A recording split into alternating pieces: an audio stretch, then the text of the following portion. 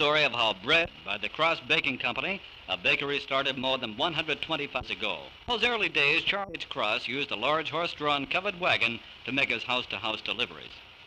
Present-day delivery methods are a far cry from covered wagon days. About midnight, a fleet of fast transport trucks work throughout the night. They rush fresh Betsy Ross bread from the bakery to strategic points. They divide the big loads to groups of retailers. Thus, even before the sun is up, these route trucks span out, deliver fresh Betsy Ross bakery products to hundreds and hundreds of grocers, restaurants, hotels, and hospitals located in Vermont and New Hampshire. This is Helen Foster. Every day, thousands of women like her set out to do their family shopping. The daily list varies. The modern informed housewife is a vitamin. She plans to choose a variety of foods, not only for taste treats, but those foods which keep her hungry family strong and healthy. Her shopping list may vary, literally from soup to nuts, but bread is something she buys nearly every day. Good bread, like Betsy Ross bread, is a part of every single meal. Perhaps it may not always be white bread alone that she selects, for she is wise to the old adage that the way is through a stomach, and she knows that this applies just as well to the little men and women of the family. So the bakers of Betsy Ross products, aware of the meal planning problem, have made available a variety of tasty, nourishing dark breads.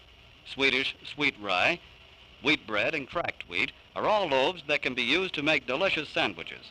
Raisin and oatmeal breads toasted for breakfast or used for sandwiches are also enjoyed by many families. Hollywood bread, the most recent addition to the Betsy Ross variety, is baked without shortening. Hollywood bread is praised by thousands of men and women who enjoy eating bread, yet do not wish to gain weight. Helen, like hundreds of other women, have wondered how the bakery goods she buys are produced. Now, she has heard that friends and customers are always welcome at the Cross Baking Company. On the spur of the moment, she decides to see if she can be shown around the bakery. Upon entering the bakery store, Helen is immediately impressed with the cleanliness and the friendly atmosphere which prevails there. She makes her wishes known to the pleasant salesgirl. Telephone arrangements are made with the office to show Helen around the plant. While waiting, she notices the large variety of donuts, rolls, cakes, and English muffins on display. These items are representative of thousands more, some of which are available at your favorite food store. Introductions are made, and now let's accompany Helen on her tour of the Betsy Ross Bakery.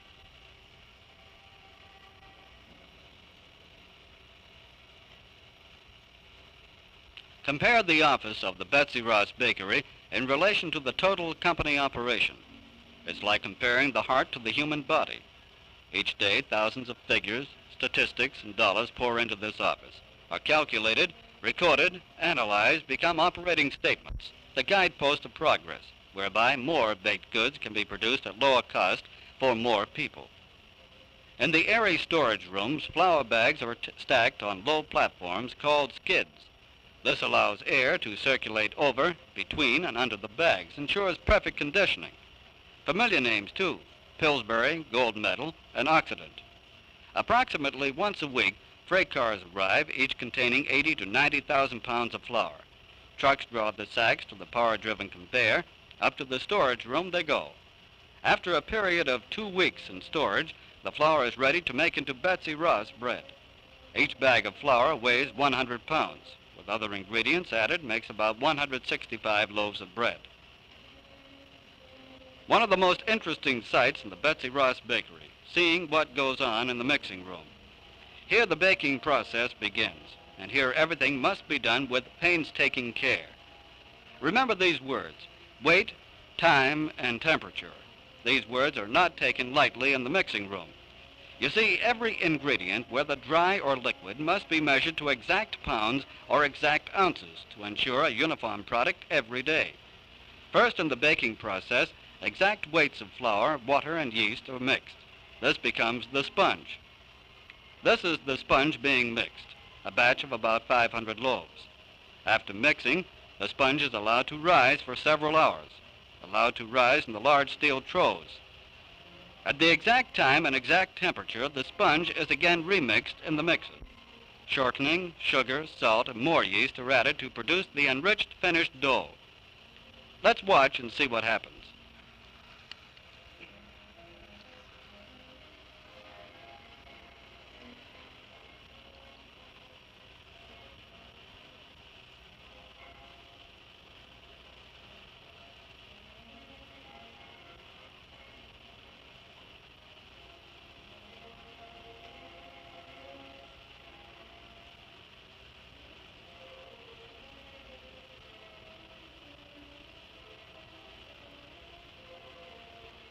The dough rests 10 minutes more in the fermentation room. Here the heat and humidity are automatically controlled, then the dough shoots down into the divider.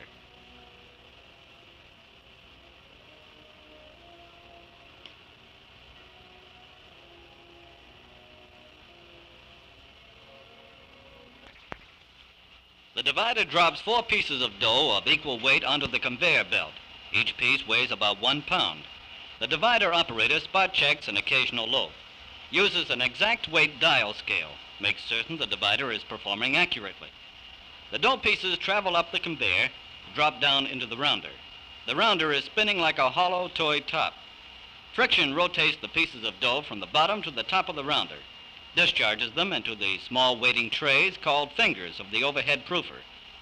4 dough balls to each canvas tray rise to the top of the glass enclosed proofer.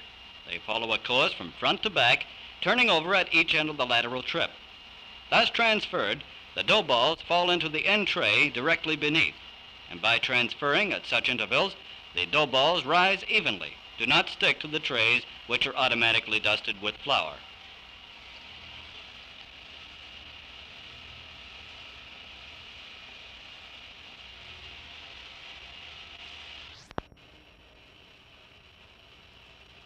Perhaps already you have been surprised at the amount of automatic equipment necessary to produce a loaf of Betsy Ross bread. Actually, tens of thousands of dollars have been and must continually be invested in new and better equipment. This new stainless steel automatic greasing machine is the very latest thing. Liquid shortening is pumped through a spray nozzle, making a thin film of shortening over at the inside of each pan as it passes. After such greasing, the pans pass over a conveyor to enter the panner, where the loaves of bread will automatically be placed in the pans. Just before this, the pieces of dough were finally tipped out of the bottom layer of the canvas-covered trays, then onto a discharge belt, which feeds the receiving belt of the molder. Molding is the shaping and the kneading of the loaf. Molding has been done mechanically for 50 years, yet the greatest progress has occurred in the past decade. This molder is one of the very latest. It has many excellent features. The head rolls first roll the dough flat. Now, this is called sheeting. These rollers are covered with a new DuPont product called Teflon. Teflon discourages the dough from sticking. No need for extra dusting flour. After sheeting, the dough is automatically rolled up in the opposite direction. The result, softer, finer textured Betsy Ross bread that keeps fresh longer than ordinary bread. After molding, the loaves are dropped automatically into the pans.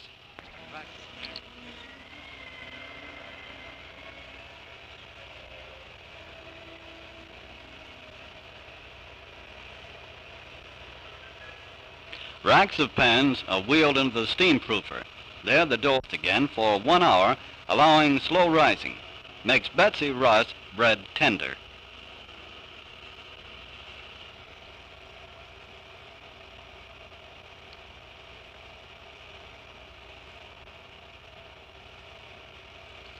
This great oven, 36 feet long and 13 feet wide, holds nearly 1,000 Betsy Ross loaves at one baking. There are 20 shelves. These shelves rise, pausing at the oven's mouth for loading and unloading. In the top heat, the loaves develop that golden brown color. Then down on the far end, returning through the lower heat to emerge thoroughly baked, a cycle of about 30 minutes at 495 degrees heat. From the hot pans, the warm Betsy Ross loaves slowly travel on the useful conveyor belt. At last, they come to the revolving pickup table in the cooling area. There, the bread is transferred to steel racks, cools at proper temperature before being sliced and wrapped. Yes, every phase of production is important, even to proper cooling of the loaves. On the racks, the bread cools slowly for nearly 2 hours before it can be sliced and wrapped. Notice the even golden brown color of the loaves now being cooled. Only by the most precise and carefully timed methods can these beautiful brown loaves be produced.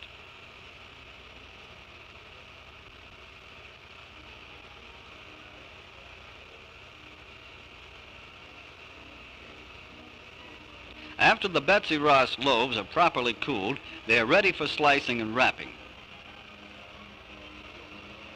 A perfectly timed metal gate allows only one loaf at a time to be lowered into the slicing machine. This band slicer is constructed like a bandsaw. All blades of one continuous band of steel, twisted in the center and encircling large, round, power-driven drums below and above where the loaves are being conveyed.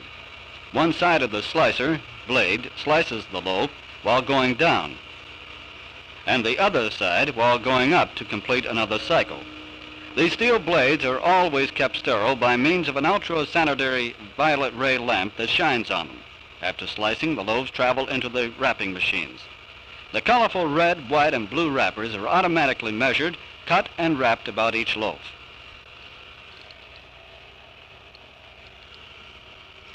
When the loaves leave the wrapping machine, they go by the faithful conveyor to the shipping and loading area.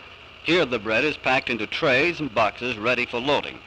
26 trucks are impatiently waiting to rush Betsy Ross bread and a variety of other products to your nearby grocer.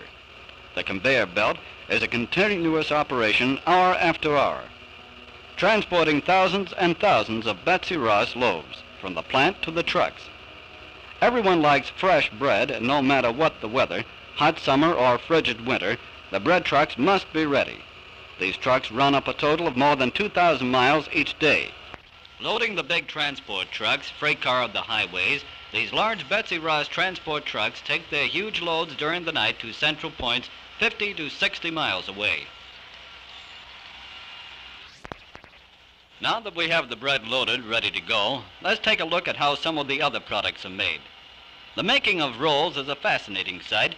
250 small pieces of dough per minute can be scaled or weighed out of this roll machine. Pieces are weighed accurately. Some are less than 1 ounce each, and others weigh not more than 2 ounces. After they are scaled, they are conveyed to a molding machine. This unique molder is very versatile. It can be placed in one position to produce Hamburg and pan rolls, but when reversed, produces Frankfurt rolls. The placing of the rolls in the pans requires nimble minds and fingers to ensure well-formed rolls during proofing and baking. Yes, these will be jelly donuts after being fried in pure vegetable shortening. After cooling, they are then filled with pure apple jelly. It requires quick and accurate hands to turn these donuts at just the right time to give them that rich golden brown color. Like all yeast-raised products, a long period of proper processing precedes the actual frying of the Betsy Ross donuts. Fine quality ingredients must be properly mixed. The dough is then allowed to develop before scaling. And of course, time is required for rising on the screens before frying. That's right, just a flick of the wrist and the donuts are filled with jelly. Inserting of the donuts on stainless steel hollow tubes sets a pump in motion. The pump squirts just the right amount of jelly into each donut. Hand-cut donuts, rolled out on a table and cut just like Mother did. A must for breakfast and always a family treat. The donuts, after cutting, are placed on screens ready for frying. Made of the finest ingredients possible, these Betsy Ross donuts have a delicate flavor especially designed to please New England tastes. The donuts are fried in deep fat, which has a constant temperature controlled by a thermostat. Steel tubes pass through the center of the kettle, and each kettle has its own self-contained gas burner. By heating the fat in this manner, small particles of flour cannot burn onto the bottom of the kettle and give the fat a burned or strong flavor.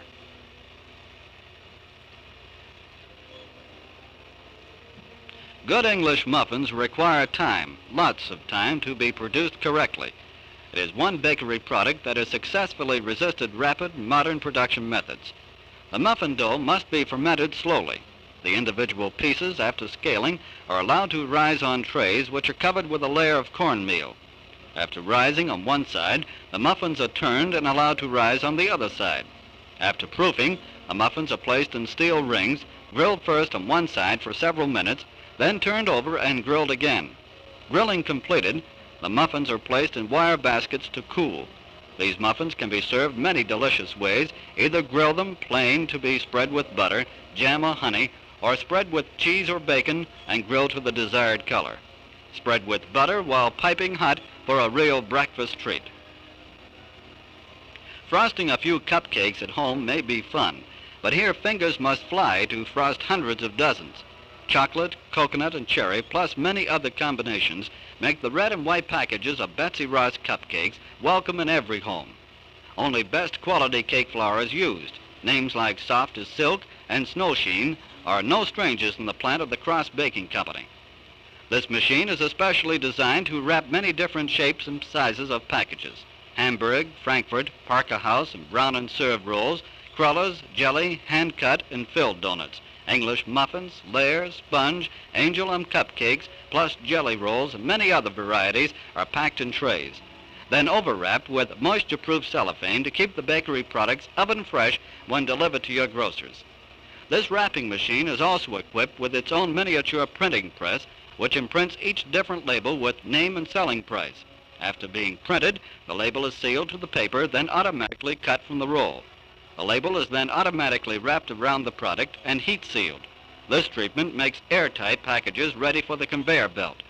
Today's packages are far removed from the unwrapped products sold many years ago.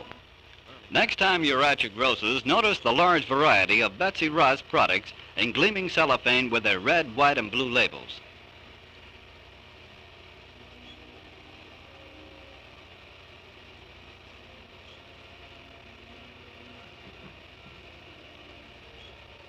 Had any Cross crackers lately? Here's where the cracker dough is mixed.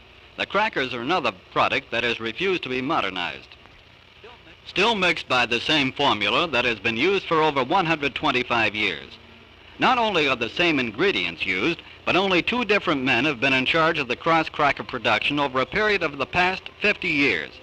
You'll notice that two slow-speed machines are used to mix just the right amount of soft wheat flour, shortening, yeast, and salt. This is what makes the famous Cross crackers short and flaky. This mixer is over 50 years old and is still performing faithfully with normal servicing. After the Cross cracker sponge has been mixed, several hours of fermentation occurs. The cracker dough is then mixed and ready to be rolled. Through a machine called a cracker brake, the dough is turned each time it is rolled, then passed between the steel rollers just the correct number of times to ensure that the baked cracker will split easily if desired. After rolling the dough into a long strip about 18 inches wide and 1/2 inch thick, the dough is fed into the rollers of the cracker machine and down onto the conveyor belt. Here it is first carried under a large, round, revolving brush that removes all excess dusting flour. Then the cutters rise and fall at intervals to cut out the crackers. After cutting, the crackers are removed from the machine by means of wide, thin pieces of wood shaped like